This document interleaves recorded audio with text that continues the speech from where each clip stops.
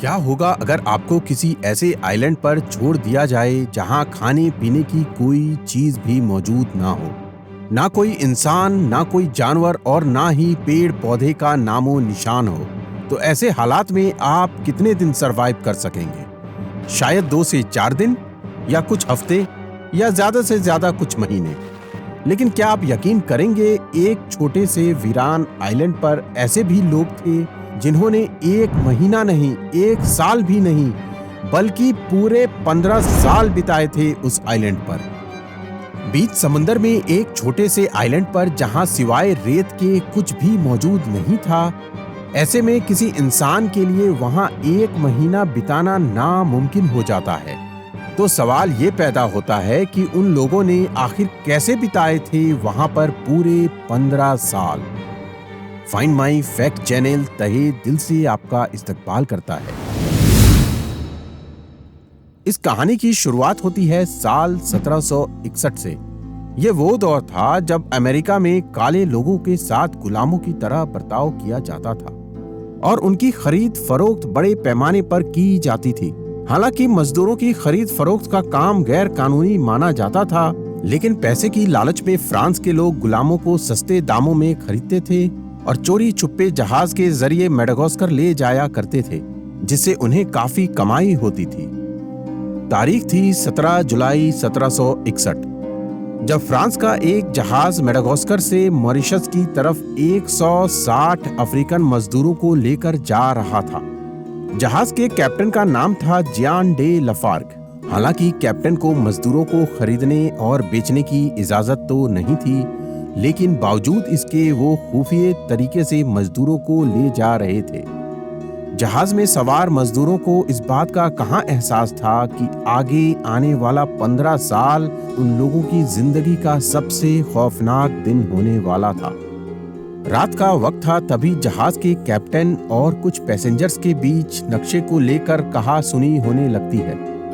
इनके बीच बहस इतनी बढ़ जाती है कि इनमें झगड़ा शुरू हो जाता है, जिसकी वजह से जहाज के कैप्टन का ध्यान सामने आ रहे ट्रोमिलन आइलैंड पर जाता ही नहीं है। कैप्टन के गैर जिम्मेदाराना रवैये से आखिरकार जहाज ट्रोमिलन आइलैंड के एक चट्टान से जाकर टकरा जाता है और देखते ही देखते जहाज डूबने लगता है।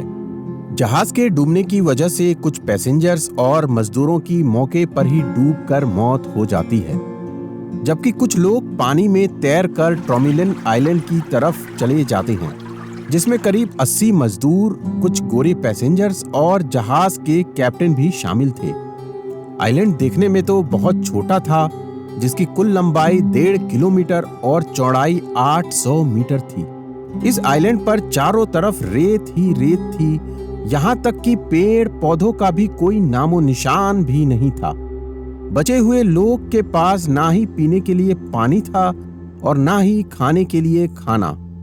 ये सब देखकर जहाज के कैप्टन जियान डे लाफार्ग काफी घबरा जाते हैं और कहा जाता है कि उनका दिमाग काम करना ही बंद हो गया था, जिसकी वजह से शिप के फर्स्ट ऑफिसर कैस्टुलन डू वर्ने ने कमान संभाली।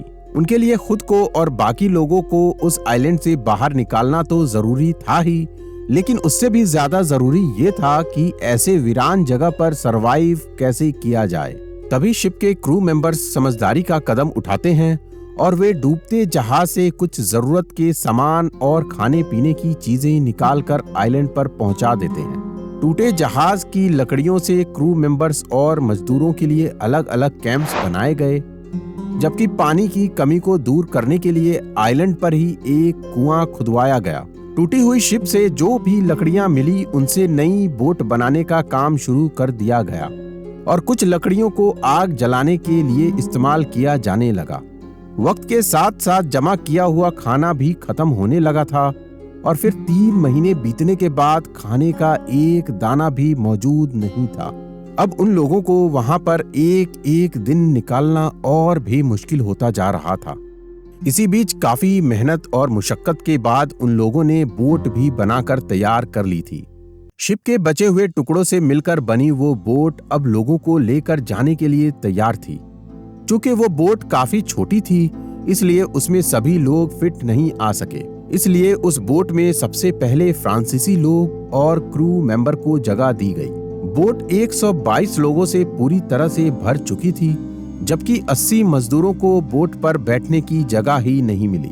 अब बोट में सवार सभी लोग इस आइलैंड से दूर वापस अपने देश जाने के लिए तैयार थे। जाते जाते नए कैप्टन बने वर्नेट ने बाकी लोगों से प्रॉमिस किया कि वो जल्द ही उन्हें वहां से ले जाने आएंगे। आइलैंड पर रुके मजदूर इस बात से खुश थे कि जल्द ही उन्हें वहां से बाहर निकाल लिया जाएगा। 4 दिन का सफर तय करने के बाद बोट मेडागास्कर पहुंच जाती है। वहां पहुंचते ही ऑफिसर वर्ने ने सबसे पहले मॉरिशस के गवर्नर को ट्रोमिलिन आइलैंड पर फंसे मजदूरों के बारे में बताया, लेकिन बदकिस्मती से गवर्नर ने उनकी मदद करने से साफ इनकार कर दिया। गवर्नर का कहना था कि वर्ने और जहाज की कैप्टन गैर कानूनी तरीके से मजदूरों की खरीद फरोख्त कर रहे थे, लिहाजा उन्होंने मजदूरों को बचाने के लिए जहाज नहीं भेजा। वर्ने बार बार उस आइलैंड पर एक शिप भेजने की गुजारिश करते रहे, पर उनकी ये रिक्वेस्ट बार बार रिजेक्ट होती जा रही थी। धीरे धीरे ये खबर फ्रांस तक भी पहुंच गई। उस दौरान फ्रांस और ब्रिटेन के बीच जंग चल रही थी, जिसे 7 ईयर वॉर के नाम से जाना जाता है। इस जंग में फ्रांस की शिकस्त की वजह से उसकी इकोनॉमी पूरी तरह से तबाह हो चुकी थी, जिसकी वजह से फ्रांस के अफसरों ने उन फंसे मजदूरों को रेस्क्यू करने से साफ इनकार कर दिया। इधर वर्ने की भी हालत दिन भर दिन खराब ही होती जा रही थी, क्योंकि उसे ये बात सता रही थी कि उसने मजदूरों से किया वादा अब तक पूरा नहीं किया और आइलैंड पर मौजूद लोग मदद की उम्मीद में बैठे होंगे। वर्ने को आइलैंड से वापस आए लगभग 11 साल हो गए थे। जब भी वो आइलैंड पर शिप भेजने की रिक्वेस्ट करते तो उनकी मांग को ठुकरा दिया जाता था। ये सब देखकर वर्ने को अपना प्रॉमिस बार बार याद आने लगता था, जो उन्होंने लौटते वक्त मजदूरों से किया था। इसकी वजह से वर्ने मन ही मन बहुत बेचैन रहा करते थे। अब तक फ्रांस और ब्रिटेन के बीच जंग भी खत्म हो चुकी थी। वर्ने की मुसलसल मिन्नत करने के बाद आखिरकार साल 1772 में वो दिन भी आया जब उनकी request ministry of marine affairs ने मान ली और 2 लोगों को एक छोटे से नाव के साथ ट्रोमिलिन आइलैंड पर भेजने का फैसला किया। ऑफिसर वर्ने इस बात को लेकर काफी खुश थे, लेकिन मन ही मन ये भी सवाल था कि आइलैंड पर मजदूर लोग अब तक जिंदा भी होंगे या नहीं। हालांकि मिनिस्ट्री ऑफ मरीन अफेयर्स को जहाज भेजने में भी 3 साल और लग गए। साल 1775 में 2 लोगों को एक नाव से ट्रोमिलिन आइलैंड के लिए भेज दिया जाता है। जब वो वहां का मंजर देखते हैं तो उनके होश उड़ जाते हैं। वो देखते हैं कि कई सारे मजदूर की मौत हो चुकी है, जबकि आइलैंड पर अब तक सिर्फ 8 लोग ही जिंदा बचे हुए थे, जिनमें से 7 औरतें थीं और 8 महीने का एक बच्चा भी शामिल था। बोट के कैप्टन काफी हैरान थे कि कैसे इस वीरान आइलैंड पर कोई 14 साल तक जिंदा रह सकता है। ये देखने के बाद बोट का एक कैप्टन तो वहीं रुक जाता है, जबकि दूसरा तुरंत बोट को वापस मॉरिशस ले जाकर ये खबर देता है कि अभी भी 8 लोग आइलैंड पर जिंदा बचे हैं, जिसके बाद तुरंत 2 जहाज को आइलैंड पर भेजने का काम शुरू कर दिया जाता है। लेकिन समुद्री तूफान की वजह से वो दोनों जहाज आइलैंड पर नहीं पहुंच पाते हैं और उन्हें वापस लौटना पड़ता है। आखिरकार साल 1776 में, यानी पूरे 15 साल बीतने के बाद, ट्रोमिलिन नाम का एक शख्स अपने जहाज को लेकर आइलैंड पर पहुंच जाता है और वो वहां पर फंसे लोगों को वापस लेकर आने में कामयाब हो जाता है। यही वजह थी कि इस शख्स के नाम पर उस आइलैंड का नाम ट्रोमिलिन आइलैंड रखा गया। लेकिन यहाँ ट्रोमिलिन समेत सभी लोग इस बात पर काफी हैरान थे कि 15 साल तक ये लोग इतने छोटे आइलैंड पर जिंदा कैसे रहे। कहा जाता है कि उन जिंदा बचे लोगों ने 15 साल तक आइलैंड पर जलाई गई आग को बुझने नहीं दिया था और यही आग उनके जिंदा रहने की असल वजह बनी थी। दरअसल जब जहाज ट्रोमिलिन आइलैंड से टकराया था तो ठंड से बचने के लिए शिप के कैप्टन ने आग जलाई थी और जब कैप्टन 122 फ्रांसीसी लोगों को लेकर आइलैंड से रवाना हुआ तो वहां फंसे मजदूरों के पास आग ही एक सहारा था। उन लोगों ने बदलते मौसम, बारिश और तेज हवाओं का मुकाबला करते हुए आइलैंड पर लगातार आग को जलाए रखा, जिसके लिए उन्होंने पानी में डूबे हुए जहाज की लकड़ियों का इस्तेमाल किया था। खाने की कमी को दूर करने के लिए उन मजदूरों ने समुद्र से मछली, कछुआ और केकड़े पकड़ने का काम शुरू कर दिया था और फिर उनको आग पर पकाकर खा जाया करते थे, जबकि पानी की जरूरत उस कुआं से पूरी हो जाती थी जिसे उन लोगों ने पहले ही खोद कर बनाया था। ऐसा नहीं था कि उन 80 मजदूरों ने 15 साल के दौरान आइलैंड से बाहर निकलने की कोशिश नहीं की थी, बल्कि उनमें से कुछ लोगों ने अकेले छोड़े जाने के 2 साल बाद लकड़ी के टुकड़ों से एक नाव बनाई थी। इसके बाद 18 लोगों का एक ग्रुप नाव में सवार होकर आइलैंड से रवाना हो गया था, लेकिन उन लोगों का क्या हुआ कभी किसी को पता नहीं चला।